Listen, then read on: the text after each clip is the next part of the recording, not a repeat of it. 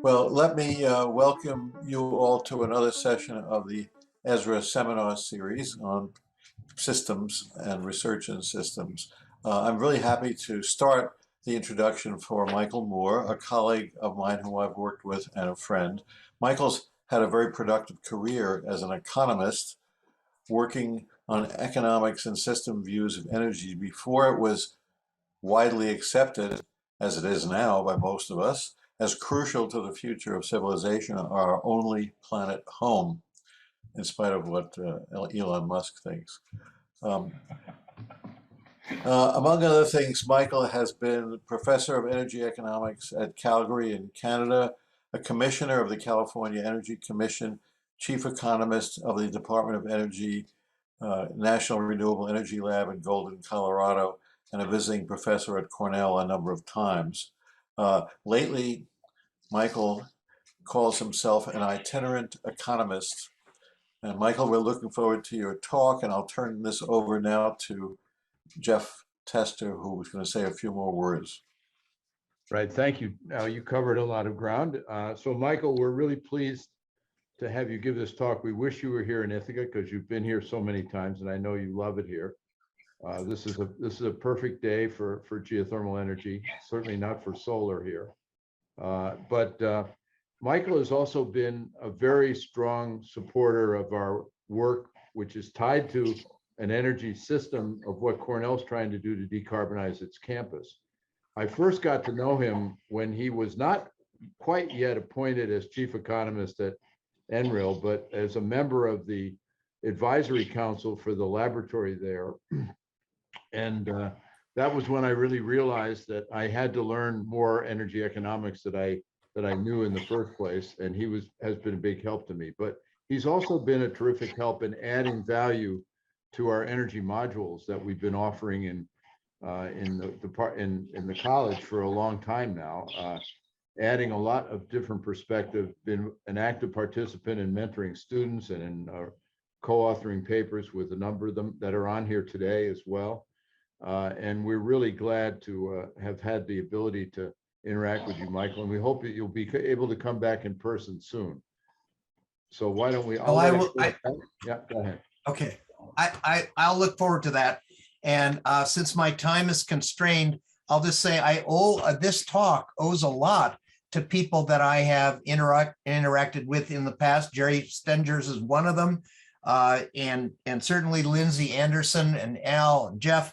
So I owe you a lot. The idea that I'm advancing here today probably could not have come about without you, and certainly one of our students who's on, Nazi Kazem, whose idea for a biorefinery sparked the idea for energy equivalency. So here we go.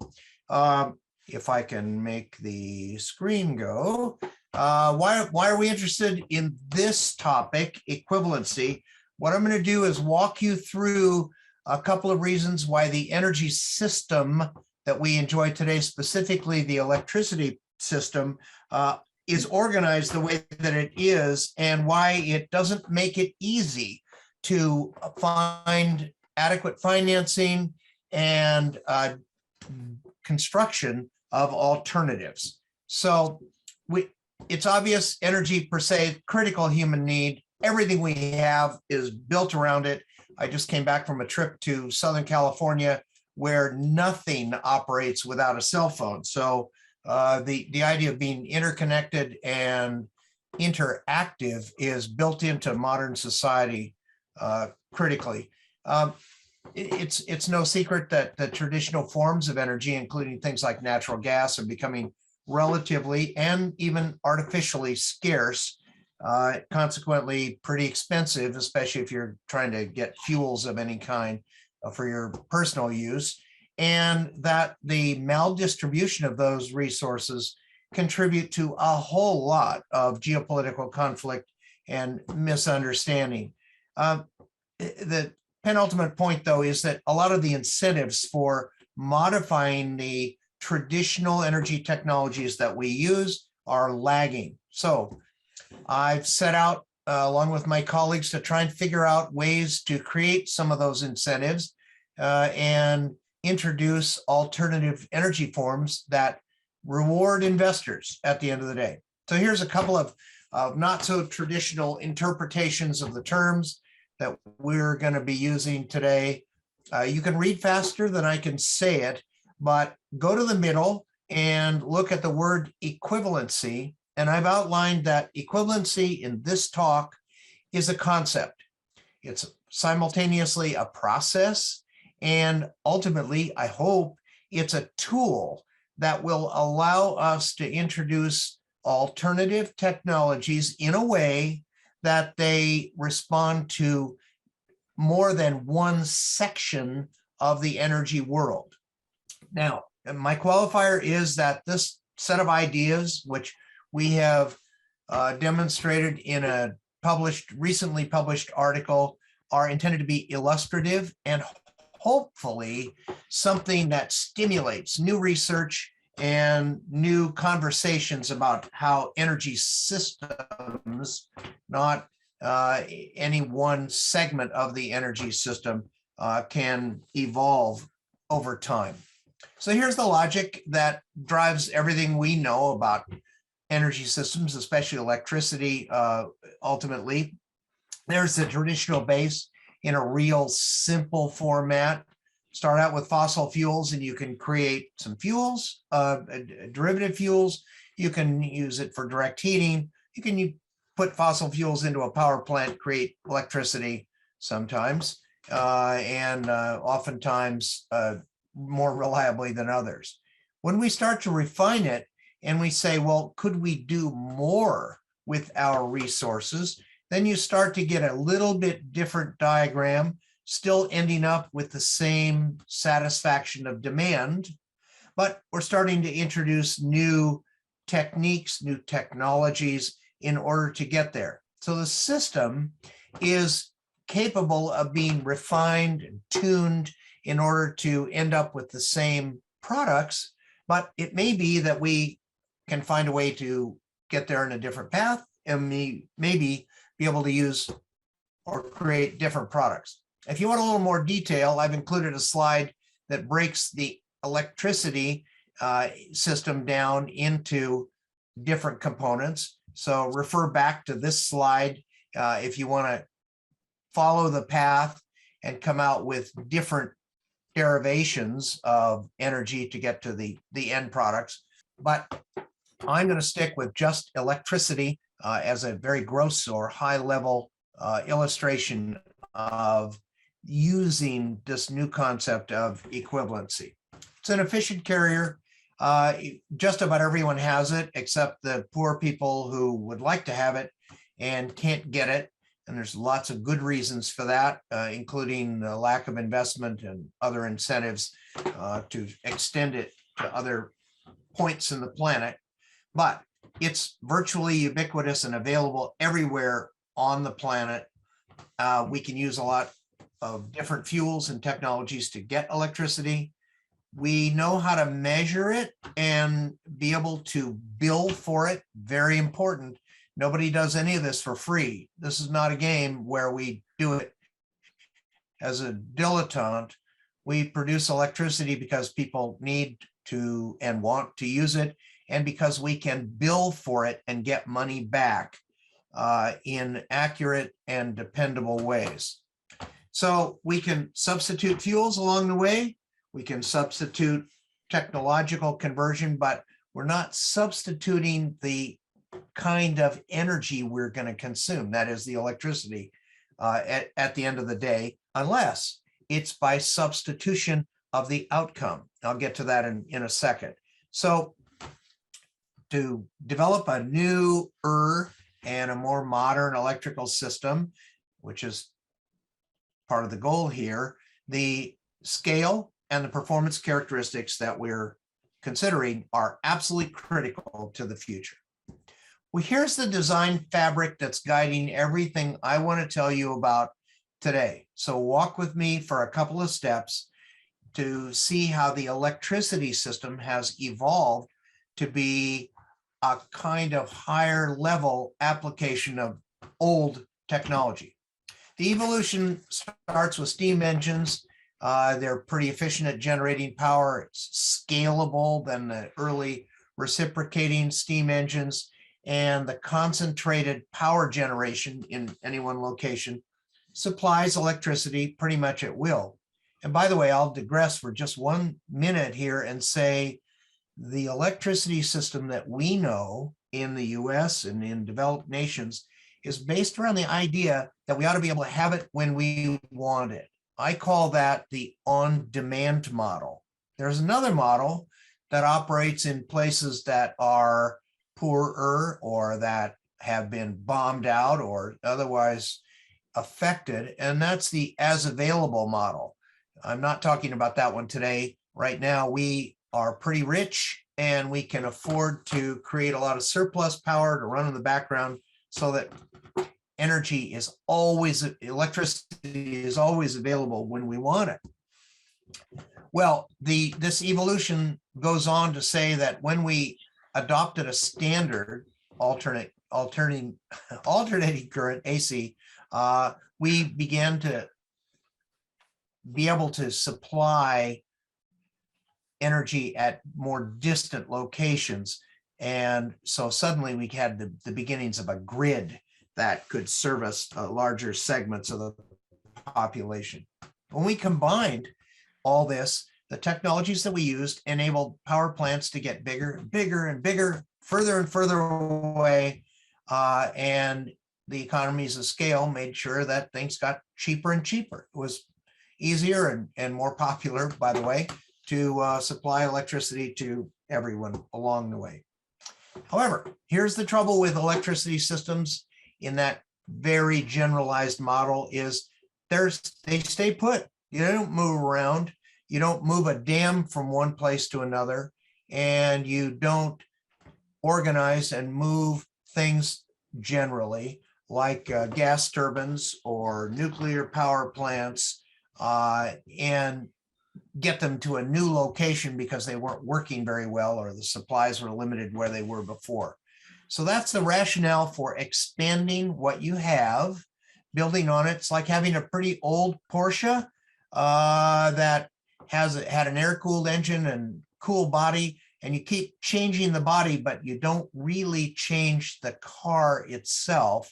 You just make it a little bit more expansion, a little bit more technologically capable, but there are limits to that. CAFE standards in fuel economy have certainly proved that we may be at a limit to where we can get better performance out of our cars. In fact, some of the new performance that we get out of cars has led people in a rebound effect to be able to drive further and not experience, until recently, very much of an expense increase. So the condition that I'm leading up to is to say electricity systems exhibit a characteristic we call a natural monopoly, and that is there are extremely high barriers to entry for new people, and there are enormous economies of scale which reward putting an expansion of the existing system in place rather than changing it and making it diversified or really different than the base. Got a natural monopoly then, and so we don't reward alternative companies coming in, and we don't really do much to reward alternative technologies getting developed because we're focused on using the old ones and using them to the highest level that we can. Don't want a lot of multiple companies, for instance, building new power lines back and forth along the countryside. That's why Universal Studios exists, to have all the sets, and everybody else rents them in order to make their movies. So when we start thinking about alternative fuels or sources of supply, we come into some basic limits. Fuels, no matter what we do, are not very evenly distributed, and they can develop all kinds of unfortunate local or regional scarcity over time. So we don't deal well with that. We don't take advantage of alternatives in local or even sub-regional areas very rapidly. We simply reach out and try and utilize longer and longer supply chains in order to keep our existing technology in place. Finding or incenting alternatives is attractive, but not always successful. And it's going to have to meet certain tests when it comes about. Those new fuels, whatever they are going to have to be available and fungible. They're going to have to be equally valuable across technologies. They're going to have to be storable, going to have to be predictable. They're going to have to be transportable to some degree, of course, and they're going to ultimately have to be cheap enough to maintain this on-demand model we insist upon in society. However, energy demand is increasing in excess of our ability to supply it over time. And in that characteristic, the preference, public preference, the consumer preference for, and the demand for electricity as opposed to other alternatives such as direct heat is increasing. Just look at the kind of car demand that Mr. Musk, as Jeff referred to earlier, is increasing by the use of alternative cars.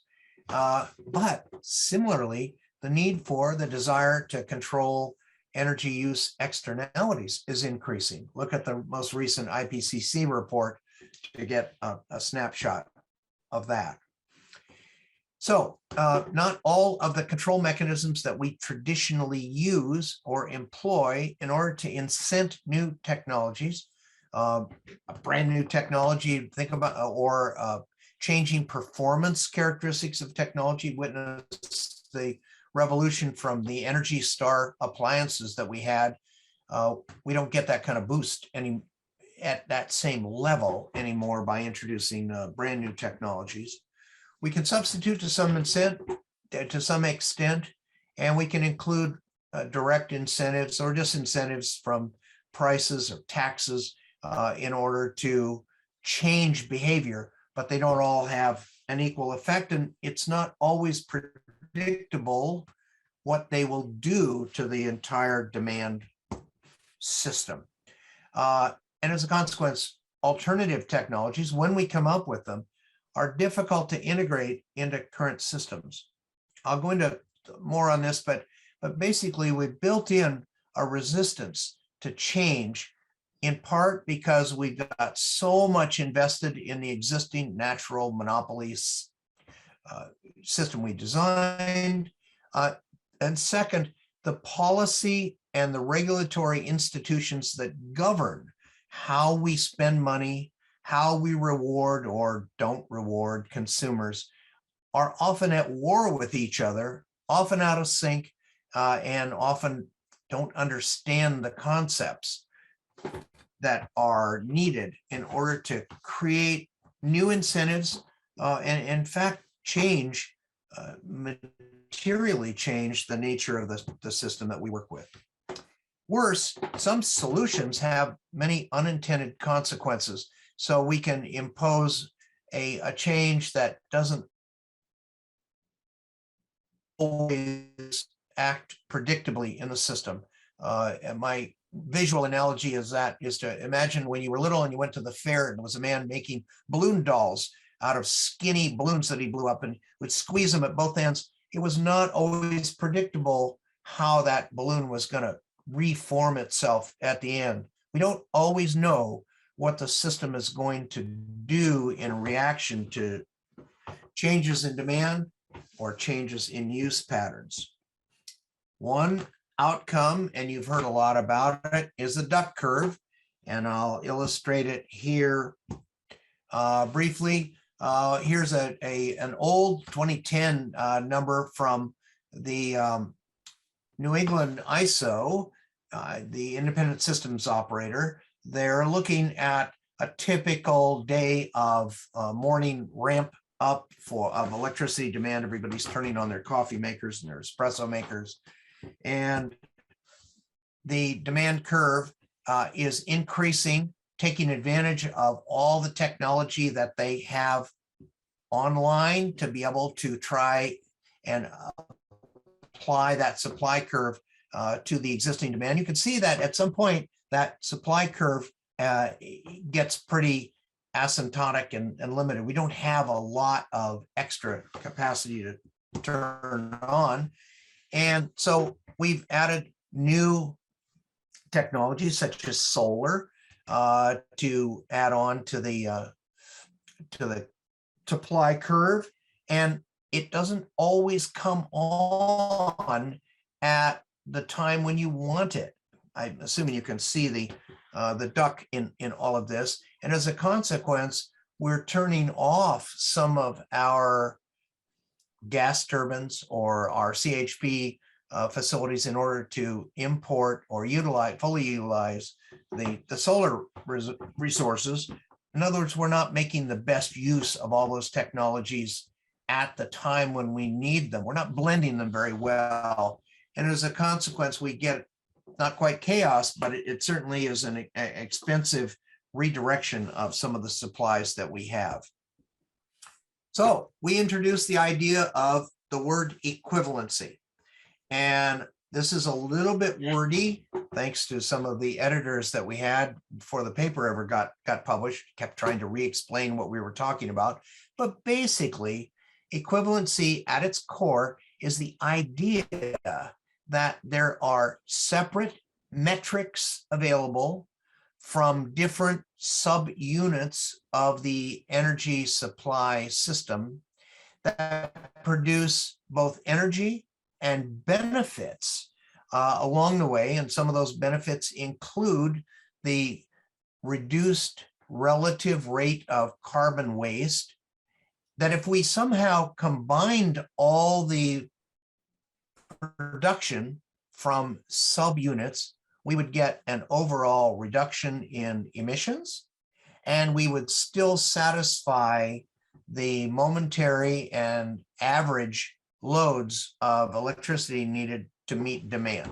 So equivalency is just another word to say, if we had a tool that allowed a dispatcher or a system operator to take advantage of alternative technologies, we could find a way to pay the owners of those technologies to be available and to produce in such a way that the marginal cost of the total package of energy would be lower and the emissions outcome would be more beneficial over time.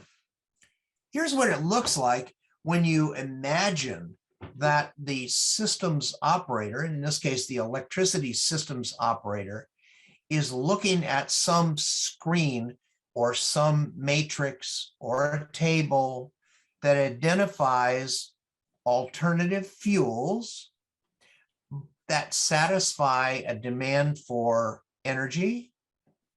They are reliable, and that is they can be dispatched or acquired reliably over time when you need them. You don't have to wait for them.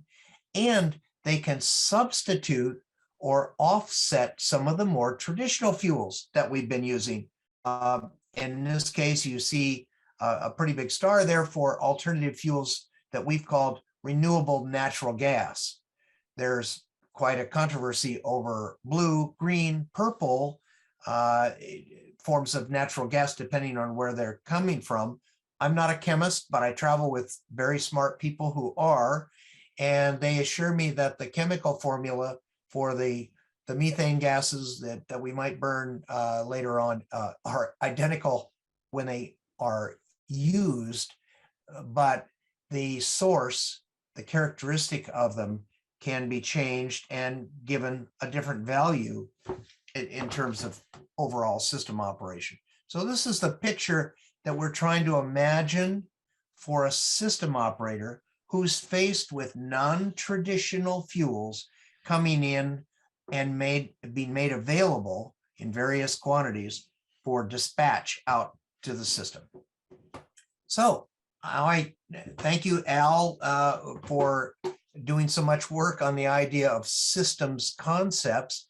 Here they are in our estimation for looking at consumer demand for energy, where you're including the concept of system or social values. Those are mostly the things that are promulgated by policymakers and to some extent by regulators. And some of the goals that they've set are to try and meet demand and lower externalities at the same time. And in the green box, you can see that the system's performance characteristic that we're looking at is that it works. That's the simple characteristic. Does it have reserve capacity? Does it meet direct needs for satisfying demand? Does it satisfy the firming need? That is, when the renewable energies that we're starting to integrate into the system fail because the sun isn't out anymore or the wind stops, we have to firm behind them. We've got to have some form of dependable traditional energy that we can count on. Well, maybe in the equivalency model, we can draw upon alternatives to firm that, to fill that role that we haven't utilized in the past. So here's a couple of examples from my co-authors.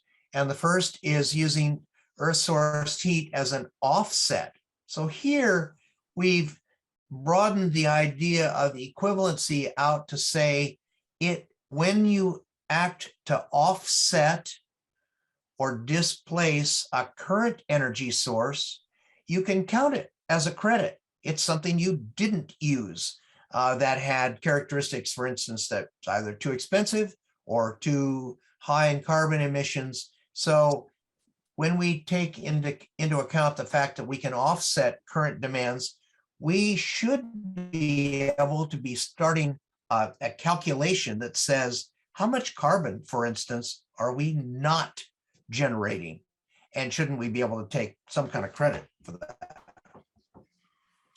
Well, in economists speak, that's an avoided cost, and we can measure it. And of course, this goes back to the central characteristic of electricity systems. If you can't measure it and you can't account for it, then you're not going to be able to pay for it, or you're not going to be able to charge for it. So here's the idea of direct heat technologies in terms of reducing electricity loads, or in terms of reducing direct natural gas demand and shifting the load characteristics that you have to satisfy in the system, either permanently or in a temporary time, in such a way that you actually get an economic benefit from them. So the alternative is also available in the talk definition. I described that agricultural systems were going to be part of this talk. We have the benefit of having a lot of the systems group led by Professor Tester and some of the PhD students looking at a biorefinery here in California, where a very large fraction of air emissions come from dairies in Southern California. So when we count up the total for the state, as if there were a line that separated this state from other states, then being able to utilize some of those waste products and be able to generate electricity or somehow capture and neutralize some of the waste products is a very, very important approach.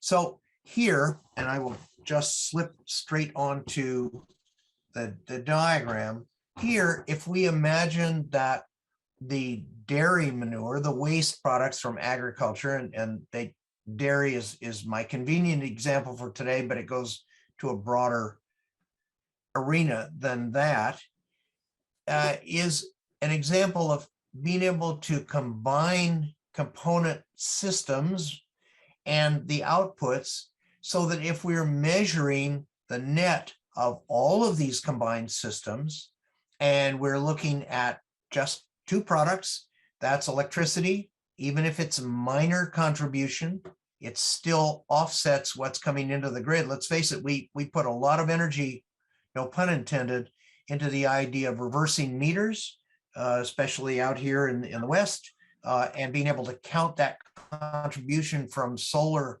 panels for offsetting the net demand for running gas turbines, for instance. So the combination of every little bit along the way is important. Second, you can see that there's a bio oil contribution that's not insignificant ultimately to add into the overall energy system, small e.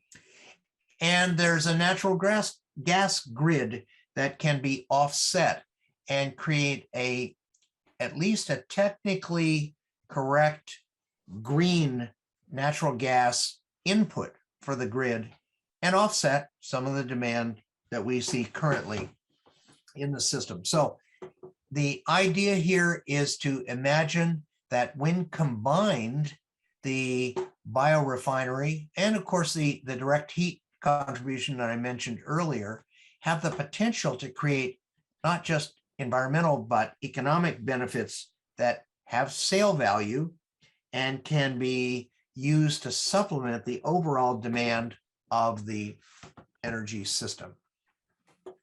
So our work in equivalency is really characterized as an effort or a system of creating options. And here are the options that I've identified in my work in terms of the energy market, the energy system.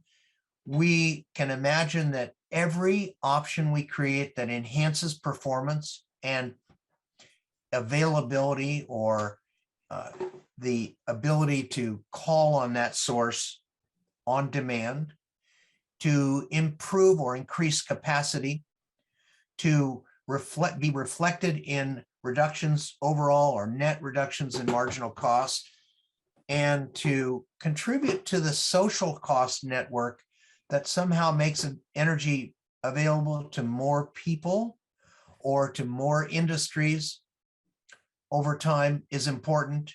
And to begin, very important, to teach policymakers and regulators that replacement versus and substitution for existing technologies is possible. You don't have to only imagine a linear process of building on what we already have, that is an existing gas turbine, which has got limits for how efficient it can be, still burns natural gas at the end of the day, and a reliance on a very slow traditional upgrade of the existing system by adopting a transitional view, that transitional system acceptance of alternatives that when combined produce an outcome that is net beneficial to everyone. And finally, the options have to include the idea that these technologies, these techniques will be embedded in the existing oversight or policy system. Very important. If the policymakers don't enable either the expenditures or the interest in these new systems, they won't happen. If the rules don't accommodate dispatch, for instance, that brings in equivalent values from the bio technology that I mentioned, or from the offsets from direct heat, then they won't happen. If the accounting and payment system aren't adjusted so that we are paying marginal rent to alternative technologies rather than one simple concentrated energy generator, then it won't happen. And that means that we have to create new incentives in all of those categories in order to get a change at the end of the day. There are some substitution examples that I thought it would be nice to mention. They're not applicable every place, but it suggests that we are already on this road. We just don't implement it as thoroughly or completely as we could. Pumped hydro has been a classic example of how to take advantage of time of day pricing and the use of gravity in order to expand the capability and the capacity of the electricity system. There's other biomass other than dairy. I use that as an example because one of my co-authors has done important and seminal work on this and proved that it works. It's economically efficient at generating energy and producing a net offset in carbon emissions. So CO2 removal and sequestration is a key, but maybe there are more passive ways to make it work using serpentinite as a base system for stabilizing and neutralizing CO2 emissions is attractive. They're using some of that in Iceland today, and there's no reason why it can't be in the lava fields, and it's no reason why it can't be expanded to other areas if the right credits were available to reward investors in it. It's an issue because we're going to have to start taking account of the increasing displacement of the existing stock of vehicles that will also require us to do something with the old stock as it goes away. And these kind of cars don't just get buried on a desert island somewhere. They're going to have to be converted into something else along with the support system for them. So substitution is going to have to include some sense of reward or incentives, subsidies for displacement of the existing technologies and existing systems that we have. And that means that we're going to have to recharacterize some of our basic fuels. I've included green for blue nitrogen. There's a great effort being made to market the natural gas residuals in Canada from the oil sands as green renewal or green natural gas that should get counted for carbon credits. It's a little bit of a stretch to me, but how we characterize things will be very, very important as to how they ultimately emerge as acceptable substitutes. So we came up with the idea of a credit, and I've been asking my colleagues to consider the idea of creating credit banks for a long time. If we can identify the value in reducing carbon in some of the emission processes that we've been talking about, then that credit itself is worth something.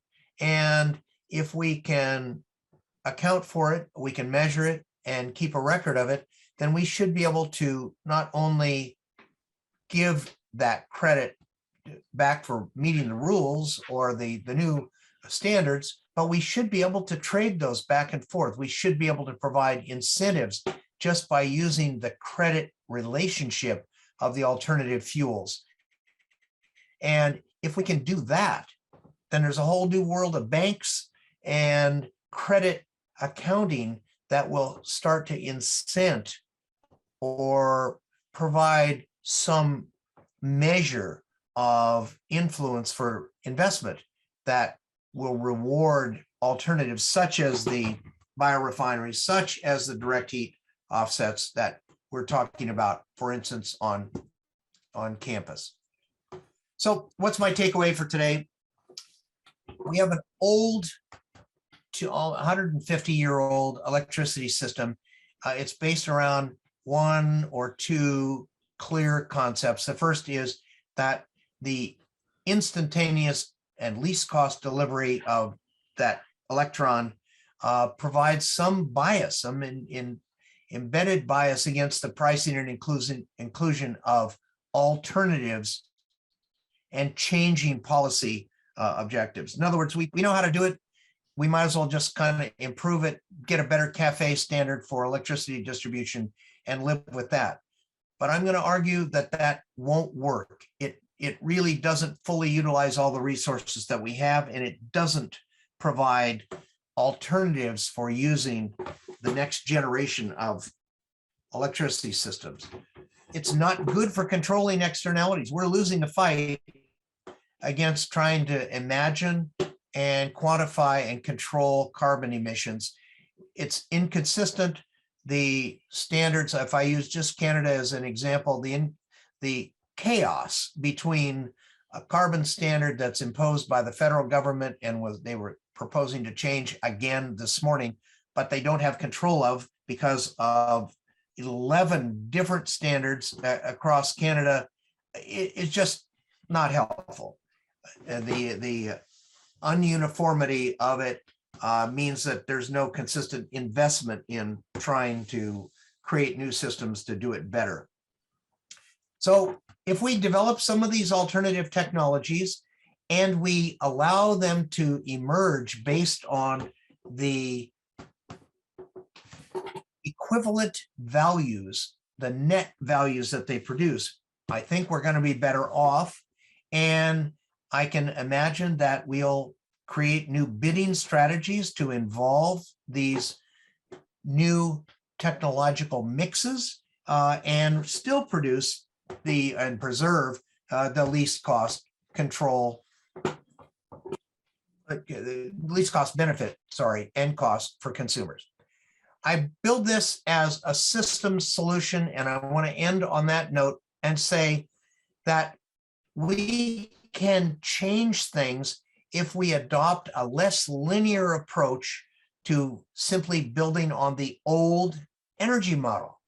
If we instead imagine a more spherical approach to identifying and utilizing the value of alternatives, we're going to make progress and we're going to have a better outcome in the end. I think that that's going to actually happen because we create and recognize and then utilize the equivalent value for all of those alternative systems. And I hope at the end that you take advantage of our paper and the fairly extensive bibliography that we've included in it. And I want to say, I think it's timely. There's lots of lessons in the current events. You don't have to go any further than the BBC News to figure out what's happening to world oil prices from a disruption, a very tragic disruption in Europe right now, and is amplified by all of our colleagues that have been working on the newest IPCC report. So I urge you to take advantage of our work and go backwards a little bit. Some of these older papers aren't unvaluable just because they're old. How we imagined a linear approach to energy in the past and how we modeled it in the past shouldn't be the limit for how we model things in the future. And I'm going to stop there, and I'll turn my own video back on and turn it back to Al or to Jake, who are controlling this. Well, I think I'd love to take questions from the audience. I don't know how the best way to do this. Okay, it looks like Christian's got his hand up. So go ahead, Christian. Hey, thanks for coming out. One of the things that you mentioned a few times during your talk was the problem of a natural monopoly. And something I've been thinking about that you raised, I think, indirectly during the talk is the switching costs to a new system, and how all these ad hoc solutions just reinforce this kind of status quo of the natural monopoly. And you're proposing that we better utilize our systems, but switching costs are infinite without a rival system, without like an alternative to switch to. And how do you square that circle when there's a natural monopoly? You can't develop a rival system. So then the switching costs are always infinite from a risk perspective. Yes. So I think I would have to start by saying it's not realistic to imagine that we will create an entirely new system. It's just not going to happen. There's too much embedded capital in wires, and frankly, at this end, at the end of the line, the distribution end of how we use energy. So trying to substitute an entirely new system where we all have a small microturbine in our garage and we generate our own electricity, it's not going to happen. And the alternative to the big system, substituting out all the hydrocarbon based resources that we baked into the system over time, is not going to happen until we substitute some other technology that will satisfy the baseload characteristics and actually be able to ramp up and down with load. And frankly, that will not happen by only depending on solar and wind. We can get a big edge by doing more geothermal energy, but to imagine that we can create a system that satisfies this dual characteristic of we need energy when we need it, and we've built an entire world out of using electricity, and we want to diminish the externalities to as close to zero as we can get. Won't happen as long as we use any of the carbon-based forms that we have, and that means that we have to wake up and say that future's nuclear in some form. It's not going to happen any other way. It'll be a slow transition. Yeah, so one example though, Christian, that I think Michael would agree with, but I'd love him to comment on. So one of the reasons why we were so advocating to some degree renewable natural gas is, one, we have an infrastructure for it. We don't, the change cost there would be actually fairly low. It would involve re-injection of a low carbon, maybe even carbon neutral form of methane. Exactly the same chemical formulation, doesn't require. The same would be true for various forms of electricity, assuming that we had the grid transmission capability. So, but the example that runs exactly what you're worried about, and we are too, is heating, particularly district heating, because we don't do that now on a big scale. And that would require, I think I'd love to see Michael comment more on this, that it's going to have to be more than just a business as usual story for the way utilities operate. There's going to have to be a public-private commitment to put in district heating systems. And that would even be true if we did nuclear heating. It doesn't matter, as long as we're going to go carbon-free. We're certainly not going to have nuclear reactors in everybody's cellar either. Let's hope not. So Michael, comment on that if you could, because I think you've got a lot of. Sure.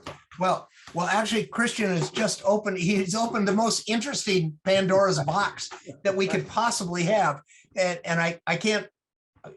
Well, we could develop a course that went the whole quarter and just talked about this. It's that good.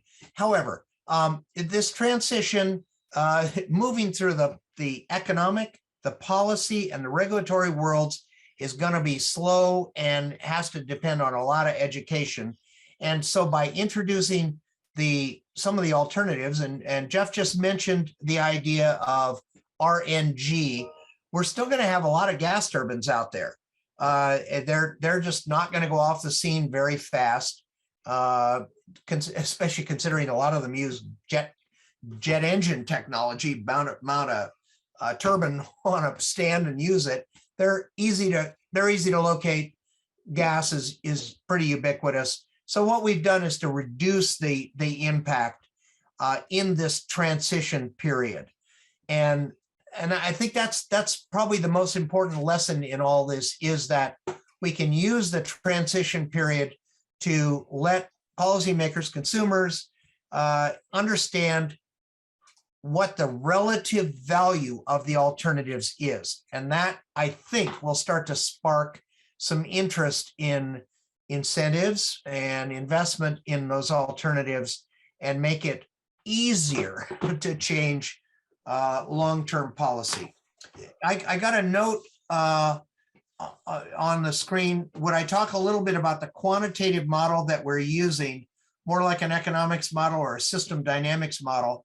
What a wonderful question. And really, the underpinning of how I've done any of my thinking, looking at work from people like Jerry or Al over time, and that is my world of economics has tended to be very insular. We economists like to pretend like we exist all by ourselves, and we don't have to take account of anything else.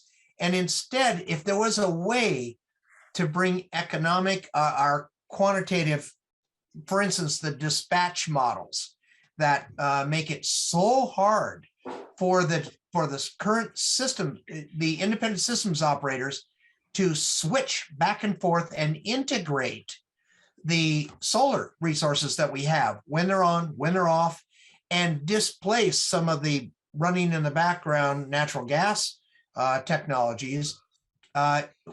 That's a tough problem, and it integrates economic quantitative models that include all the fixed and levelized costs that have to be considered, as well as how the dynamic system functions. So the answer is, I can't answer that question except to say that we should be working in a more integrated fashion in order to create the alternative values, something that shows the equivalency of some of these alternative technologies in terms of meeting our overall goals.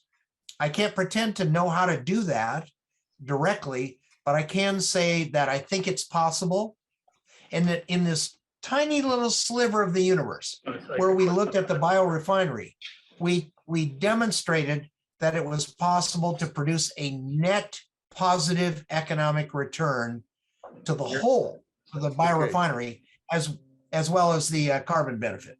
So Michael, I'm getting a chat here that says we've got people in the audience that ask questions directly. So I don't know how best to do that. Jacob, maybe you can help us. Yeah, I have a question. This is Samida Silveira here. I thank you for your presentation. I found it very interesting, and also the concept of equivalence that will then bring in all the what you want to value into the equation.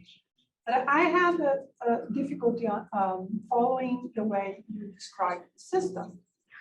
Because maybe, and please enlighten me, I'm not so familiar with the details of the American grid, but in Sweden, the grid is totally, the system, the electricity system is deverticalized, which means it's not so difficult to have any entry. The entry difficulty is just the grid, because it's one grid. And that is the only part of the system that is a natural monopoly. The rest is not. And then the grid is actually the part that plays the role of in the hierarchy of dispatching, in which case then the equation of values and what you want to dispatch first can be decided at the grid level and not in any overall verticalized monopoly. As a technical response, I would say you should be right, but you're not. And the reason you're not is not intuitive, and that is that the control mechanisms, the policy and the regulatory hurdles that you have to go through in order to be a producer, in order to be able to enter the system, make it difficult to integrate new supplies, or even to take yourself off that grid periodically and be able to produce energy behind the fence, so to speak, and use it yourself. So you're conceptually right, but in practice, the way the grid operates is much more restrictive than that, and it makes it so that it's not efficient, and actually sometimes not technically possible for you to simply enter the process, sell energy, get rewarded for it, or to take yourself off of the existing supply. So it's a bit of a complicated answer. You should be right. But in practice, the way we run the system doesn't allow you to participate seamlessly. And as a consequence, yeah, I go claim ahead.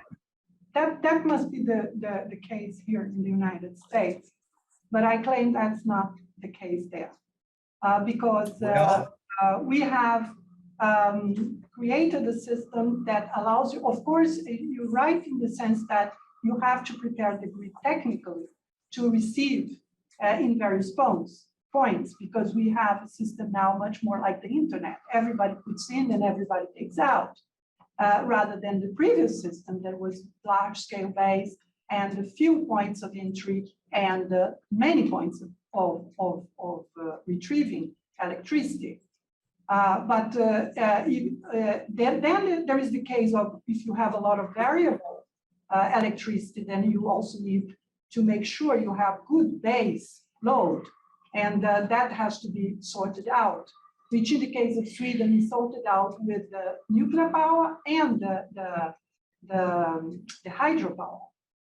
And then the rest is he receives a premium for all dispatch of renewables. So the renewable dispatched gets more rewards than the non-renewable dispatch. And in fact, the district heating is a separate system. It's not integrated with electricity, which is a very wise thing because 70% of the energy in households is actually heat. And taking that out of the grid is a fantastic improvement in terms of controlling the load. But even the district heating systems that have been traditionally a verticalized monopoly are being open to actually allow, which in practice is more complicated because it's much more restricted. It's not fully geographically integrated as the rest. And then the rest of the grid is being upgraded to that transformation of the generation side and the delivery side. Sure. Well, I'll just say, and I know there may be other questions, but the grid systems that I'm talking about today and that I'm familiar with are all aimed at having an independent systems operator. That is a central control and dispatch facility. So I'm generalizing in terms of how the system operates. And the second thing I will say is that there is a phenomenon, and we're certainly experiencing it here in California, where there's a desire to say, I'm not using the grid facilities, the central grid facilities, because I'm off grid or I'm off grid most of the time. Therefore, I should not have to pay the system benefit charge. The idea that there's a common charge applied to everyone in order to make sure that the core capacity is there when you want it. And that ability to adjudicate between off-grid users or substitution of some kinds of renewables is proving to be a really vexing issue for how to upgrade and maintain the grid over time. So I haven't addressed your question or your point directly, other than to say it's not a uniform process in terms of trying to get the rules straight, get the rewards where they ought to go, and the incentives and subsidies, and still maintain a consistent background system. And Tim, Michael, I can see Tim there, and he may want to amplify that, but there's a couple of things we should be cognizant of. One is the time is kind of running at the end of the formal hour, so that's one. There are a number of interesting questions on the chat, one of which that Mark Eisner has raised too, and I know Al's got his hand up. I don't know whether he has another question, but Mark's question is a good one, and I know you've thought about it, Michael. You know, the idea, is there some sort of measure in this equivalency thing or currency that we could use, because it's got a lot of value to it if you could make it that way, to make it easier for policymakers to compare alternatives. So that's one. And Al, did you have a question, or do you just have your hand up? No, my question is very simple. I think I love the talk, and the only thing I'd say is it would be nice to also include in this the demand side, the value of getting people to adjust their demand on the grid. You know what I'm talking about, and that's Be more certainly efficient, right? that will be possible, very possible, probably in 10 years, and some people already are equipped that way. But you don't have to answer that if Sure. you want, Well, Michael. yeah, well, I'll use that to drive back to Mark's question. Right now, the idea of a responsive consumer demand depends on having enough information, and that comes to all of us through some sort of a meter, and the ability to, for electricity, the ability to respond to that meter in real time is just non-existent. I can't adjust my behavior except in terms of averages, times a day, or type of utilities that or appliances that I have.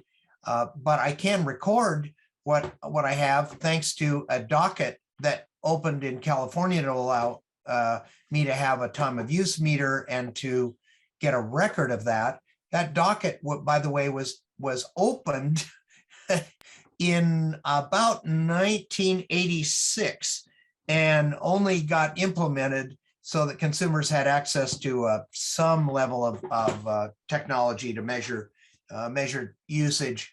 Got it implemented about 2 years ago. So go figure for how fast we implement some of these changes. Mark asked, does our or my concept of equivalency involve a Numiere? The answer is yes.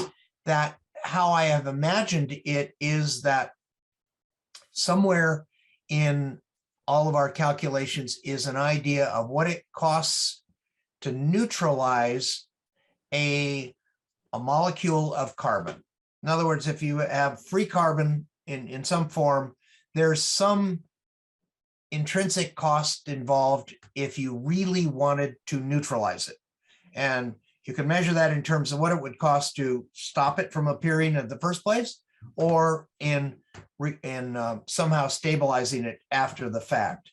And that's about as close as I can get for right now, other than to say, we thought about it, and we have some relative measures for control, and most of those are what's the cost of an alternative that is carbon free.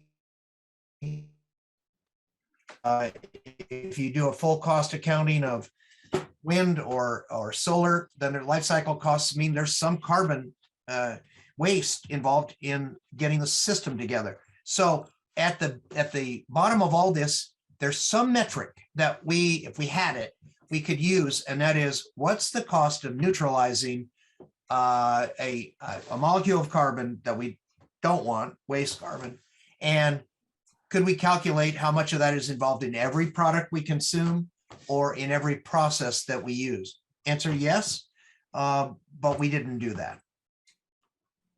Okay, so I think. Yeah, go ahead, Michael. Thank you, Mark. I'll work on that catchy phrase. Right. I think we should thank Michael, you again. This has been great. And there are other things, classes and things people have to go to. So I want Sure. to Well, let me end then, Jeff, by saying thank you to people who in my mind, made all this possible. Tim, if he's still around, certainly influenced all my thinking on this. Jeff, Al, Jerry, all you people embody my spherical idea for how to think. So this is a product of a lot of people influencing me to come to this one word. So thank you.